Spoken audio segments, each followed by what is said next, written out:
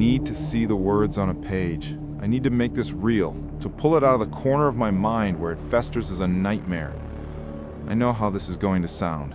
I know the reputation of what I call it, the Rake. Some internet monster.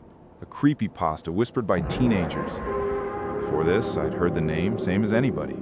But I don't care what the internet says it is. I know what I saw.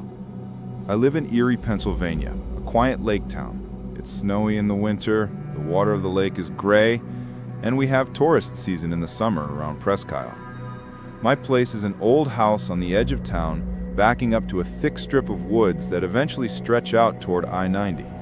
I'm not an expert outdoorsman, just a regular guy, 30, IT worker. I play games at night and walk my dog, Max, after dinner. This started as our normal Thursday in late September. The air was getting sharp, and you could smell the rot of turning leaves. I'd worked from home, a long server update, and didn't shut my laptop until almost 9 at night. I almost skipped Max's walk. I wish I had. Our neighborhood is small, 2-story houses and old porches. My street is a dead end. Behind that dead end is a rusted chain-link fence with a cut in it, a local shortcut through the trees to the gas station near the interstate. I've cut through those woods 100 times. The sky that night was brilliantly clear, the stars popping against the black velvet. I could see my breath. Max trotted happily beside me. The neighborhood was quiet, the usual suburban hum punctuated only by a buzzing porch light. As we got back to my place, Max started pulling hard toward the dead end. He loves those woods. Against my better judgment, feeling guilty about the late work, I thought, fine, a quick cut through. I want a Gatorade anyway. The dead-end street was bathed in the sickly orange light of a failing streetlight. Max darted through the gap in the fence, and I followed him onto the muddy path. The smell changed instantly. Damp earth, old leaves, and the dense, heavy scent of canopy. About halfway through the strip, Max froze. He planted his paws, leash taut, nose up, the fur along his spine erect. That low, shaky whine vibrated through the leash and into my hand, a sound of pure, unadulterated fear I had never heard from him. Then, the silence hit. If you've spent any time outside at night, you know true silence doesn't exist. There are always crickets, wind, distant traffic, but here, in that tiny, scrubby woods in Erie, it was like the world had been muted. No rustle, no chirp, no distant hum. Even Max's whimper vanished. "Hey," I whispered, feeling the silence press down. "It's okay. Come on." Then I heard it, a sound behind us, a slow, sickening scrape, like skin dragging on bark. I whirled around, phone light blazing. Bushes, trunks, roots. Nothing. My heart was a drum in my chest, a metallic taste flooding my throat. Raccoon? Stray cat? You scared yourself. I swung the light over the trees again. And then I looked up. Something pale moved against the dark trunk of a maple at the edge of my light. At first I thought it was a trick of the beam, a patch of white bark. Then it shifted. It peeled away from the trunk in one fluid, stomach-dropping motion, unfolding itself like a piece of terrible animated paper. 2 arms, long and thin, swung down. 2 legs, or things that served as legs, unbent beneath it. It was naked. Pale, almost gray skin stretched too tight over a body that was monstrously wrong. Its limbs were elongated, its hands hanging near the ground even when it straightened. Its fingers were thin and bony, bending at impossible angles. Its head was smooth, hairless, and wrong. The eyes were huge, dark, and glassy, reflecting my phone light with a dull, vacant shine. The mouth was a lipless slit, stretched too wide. It stared. I stared. The thing cocked its head slowly, jerkily, as if trying to calculate my existence. Its shoulders rose and fell once. A silent, horrible breath. Max broke first. He bolted backward, yanking the leash, letting out one panicked, high-pitched yelp. The creature reacted. It dropped. 1 second it was standing, all wrong and stretched. The next, it flowed onto all fours, its limbs folding unnaturally as it descended. There was no sound of leaves or twigs, just a smooth, silent glide as it began to crawl toward us. I don't remember deciding to run. My brain just screamed, "Go! Go! Go!" I spun, yanked Max hard, and sprinted for the cut in the fence. Behind us, I heard the sound accelerate. Not footsteps, but a soft, rapid scraping, like impossibly fast nails dragging lightly over the dirt. I hit the chain link gap shoulder first, tearing my skin, dragging Max through and spilling out onto the orange-lit dead-end street. My lungs burned, but I didn't stop until I had reached my porch, fumbled the keys, and slammed the door shut. I stood with my back to the door, listening to the deafening silence of my hallway. The ticking of the wall clock was the only thing that sounded real. I checked the blinds. The street was empty. I told myself it was a starved coyote, a trick of the light, anything but what I knew it was. But Max didn't move from the front hall for an hour, sitting there, staring at the door, issuing a low, unbroken growl. I tried to shove the experience away. I searched for the Rake that night, seeing the creepy drawings, big black eyes, pale skin, long limbs. Each image tightened the knot in my chest. It looked like that. By Saturday, I'd almost convinced myself it was stress, a panic attack fueled by a late week of work.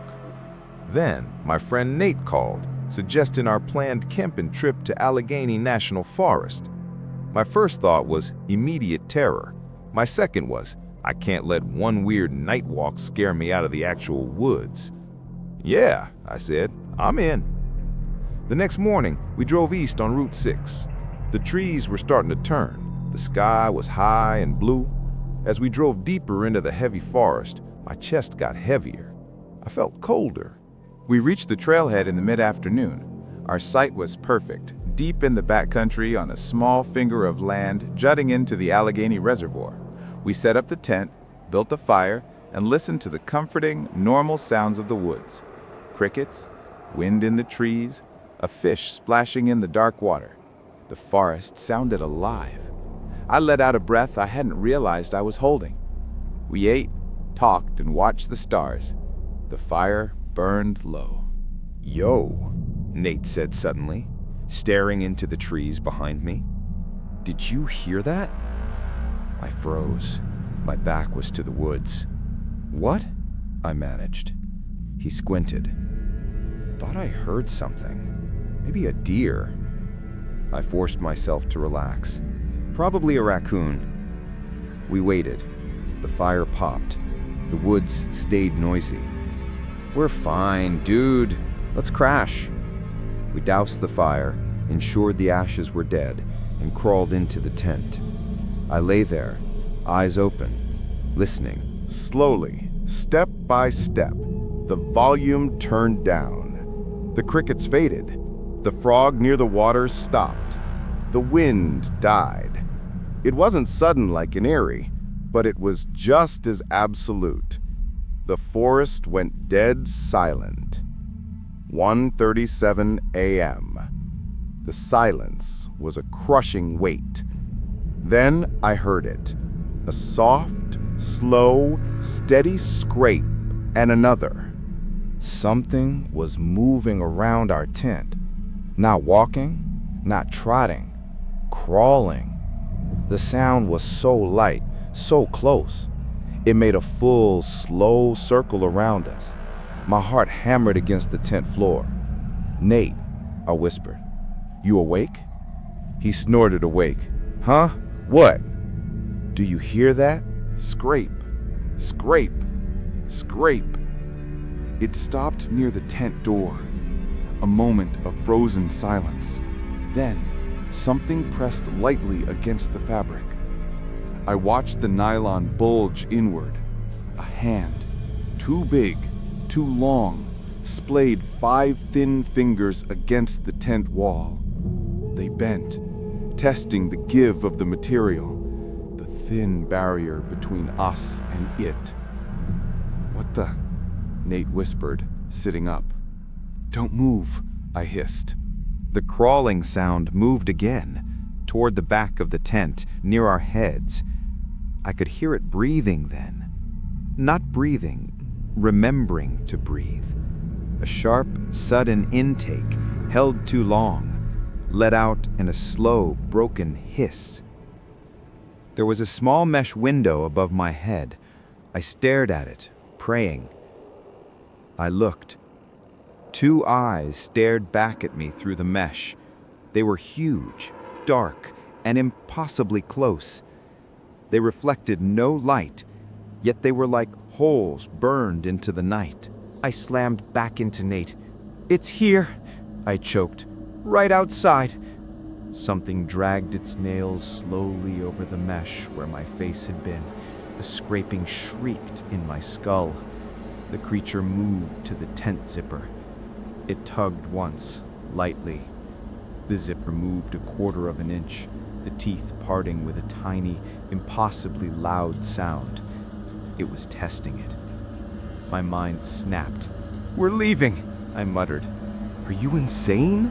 Nate hissed. The zipper moved again. 3, I whispered, boots on, knife out. We run for the trail, don't look back. We counted under our breath. 1, the zipper inched down. A pale fingertip pushed through the gap, seeking. 2, something wet hit the fabric. A drop, drool, or worse. 3, I tore the tent zipper up, kicked the door flap open, and blinded the campsite with my flashlight. It was crouched a few feet away, flinching back from the light. Taller than I'd imagined, even hunched. Its skin gleamed, almost slick, stretched over joints that jutted out like knots in wood. Its long clawed hands dragged in the dirt. Its mouth was open, revealing a row of too many teeth, thin, jagged, like broken glass. We ran. Up the trail, the flashlight beam bouncing wildly over roots and rocks. Behind us, there was no roar, just the awful, rapid scraping as it accelerated. It was too fast. I heard it keeping pace on a low rock outcrop to our right, moving sideways like a massive insect. Its head was twisted toward us at an impossible angle, eyes locked on us. It was playing with us, driving us deeper. "Shortcut," Nate gasped, veering left onto a faint junction. We flew down the logging road. The scraping faded. That was worse. The forest went silent again, dead. We came around a bend, and it was there, crouched in the middle of the road, waiting. It had gone around us. It slowly straightened, towering over us, its spine curved like a spider. Its head was tilted. Then it paused, and without warning, it unhinged its jaw. The skin stretched and cracked, and it spoke. "Hey man, you okay?" It was Nate's voice, exact tone, exact cadence. My world tilted. The familiar sound coming from that pale, lipless horror was a violation. "Stop," Nate whispered, shaking. "Stop. That's not funny." "Hey man, you okay?" it repeated. The words glitched, the okay stretching into a drawn-out, wet hiss. Then it tried my voice. "Dude, this is insane. We're leaving. We're leaving. We're leaving." The words repeated and overlapped in a frantic, warped echo. I snarled, "Shut up!" It tilted its head, studying me. "Shut up!" it repeated in a high, distorted version of my voice, like a broken tape player. We backed away slowly, sideways, moving toward the steep slope off the road. The rake smiled. The skin around its mouth cracked and peeled back. The jagged teeth gleamed. It dropped to all fours. "Run!" I screamed. We plunged down the slope, half sliding, half falling. Behind us, the scraping exploded into a full, frantic volume. We reached the road leading to the parking lot just as dawn painted the horizon gray. Our car was there, empty lot. I fumbled the keys. Scratch, scratch. The sound burst out of the trees behind us, impossibly close. We dove inside. I jammed the keys in. The engine whined. "Come on!" The engine roared to life. As I slammed the car into drive, something hit the side of the car, shrieking metal. A long, pale hand slapped against the windshield, leaving a streak of dark grime. The rake's face pressed up against the glass. Its eyes were sunk deep, huge and hungry. Its teeth chattered against the glass in a stuttering click. It opened its mouth. "Don't leave," it said in my voice, then Mate's, then both, overlapping, glitching. "Don't leave, don't leave, don't!" I floored the gas. The car shot forward. The hand slid off the glass, nails screeching on the hood. We drove until we hit a Walmart 50 miles away and just sat there, breathing. I'm in a new apartment now, closer to downtown Erie, away from the trees. Nate is gone, moved to Ohio. We don't talk about it, but I know it followed me. It found me in a scrub woods in Erie, and it followed me to the deepest part of Allegheny National Forest. If the night goes quiet, if the city lights dim, I turn and go home, because I know how it starts. First the noise dies, then the scraping. And if you're really unlucky, you hear your own voice in the dark, saying something you haven't said yet.